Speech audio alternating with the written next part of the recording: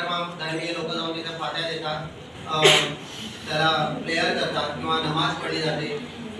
या प्रकारचा विधी तिथे पूर्ण केला जातो. यानंतरचा जो आहे वीरेश्वराचं मंदिर, वर्धेश्वर मंदिर. वर्धेश्वराचं मंदिर जे आहे त्याची जागा जी आहे ही जागा उपाध्य लोकांची आहे. मुख्य म्हणजे उपाध्य वंशीयांना ही जागा या देवाने बहाल केलेली आहे. कारण तुमच्यासाठी मी जागा सोडतो असं बोलून हा वर्धेश्वर तिथून हल्ला असं म्हटलं जातं. ही एक आख्यायिका असावी, सत्यता काही आढळत नाही, कारण आपल्याला प्रूफ असं मिळत नाही.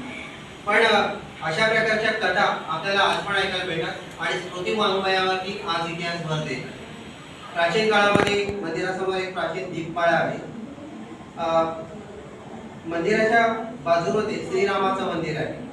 महाशिवरात्रीच्या दिवशी या मंदिरामध्ये फार मोठा उत्सव साजरा केला जातो. ब्राह्मण समाजाद्वारे या उत्सवामध्ये सर्व उत्सव साजरा केला जातो. माघी चतुर्थीला, माघी चतुर्थी म्हणजे माघ महिन्यामध्ये येणारी चतुर्थी म्हणजे गणपती जन्मदिवस ज्याला आपण म्हणतो, इथे मोठा उत्सव साजरा केला जातो. या मंदिरामध्ये वर्धेश्वराची मूर्त नाहीये, पण इतर राम, लक्ष्मण आणि सीता यांच्या स्टॅच्यू तिथे आपल्याला अवेलेबल होतो.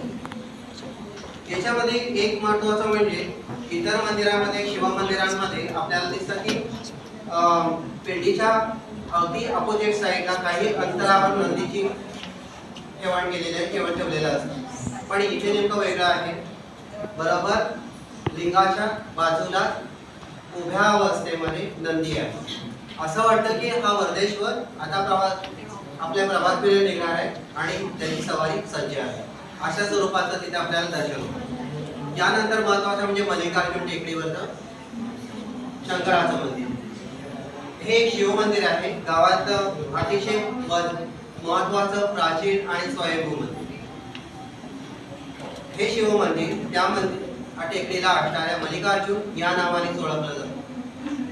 त्रिपुरी पौर्णिमेला इथे दीपमाळा सजवली जाते. त्रिपुरी दिवे लावून गजाननाची अर्धनारी नटेश्वराचं जसं शंकराची आपल्याला एका ठिकाणी नटेश्वराची मूर्ती सापडते, तिथे गजाननाची आहे.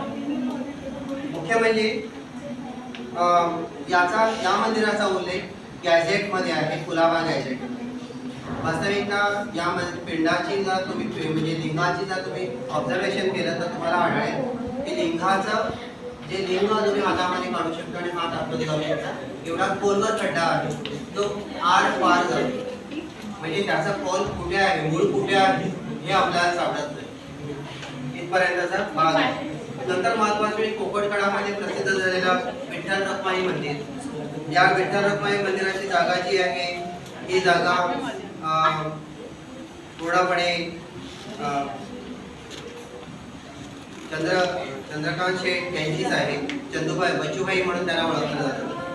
या मंदिरामध्ये मात्र विठ्ठल रखुमाईची मूर्ती आहे आणि याच्याबरोबर बाण ज्याला आपण शंकर म्हणतो, या शंकराची मूर्ती सापडते. त्याच्यानंतर आपल्याला मिळतं ते विष्णू मंदिर. विष्णू मंदिर या विष्णू मंदिराची पूर्ण जबाबदारी मोरे कुटुंबियांची आहे, जे आपले ट्रस्टी आहेत उदय मोरे वगैरे यांच्यामध्ये फॅमिलीमध्ये ते जातात. जवळजवळ 100 वर्षापासून मोरे कुटुंबीय त्याची पूजा अर्चा करतात आणि उत्सवही साजरा करतात. गोकुळाष्टमीचा उत्सव इथे मोठ्या प्रमाणात साजरा केला जातो. ही जागा जी आहे चंद्रकांत शेठ बच्चूभाई यांच्या नावावरती म्हणजे त्यांच्या अधिकाराखाली येते. मुख्य म्हणजे चातुर्मास पाळणारे लोक या मंदिरात जास्त प्रमाणात व्हिजिट करतात, प्रार्थनेला जातात. महत्वाचं म्हणजे आपल्याकडे गायत्री मंदिर आहे. जे गायत्री मंदिर इतरत्र नाहीये पण गोरेगावमध्ये आहे. मुख्य म्हणजे गायत्री